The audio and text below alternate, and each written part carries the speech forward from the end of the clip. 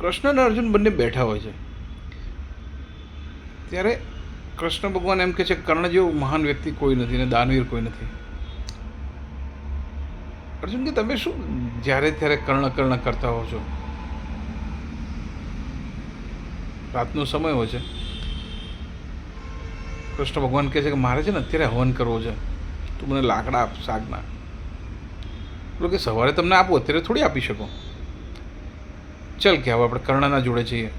બંને કર્ણ જોડે જાય છે. કર્ણને કહે છે કે કર્ણ મારે છે ને હવન કરવો છે, મને શાકના લાકડા જોઈએ છે. કર્ણ 2 જ મિનિટમાં કહે છે ભગવાન તમે જે આવ્યા ને એ દ્વાર બંને શાકના છે, અત્યારે જ કાઢીને લઈ જાઓ ને તમારો હવન કરો. અર્જુન કશું જ બોલી નથી શકતા અને સમજી જાય છે કે કર્ણ કેમ મહાન છે.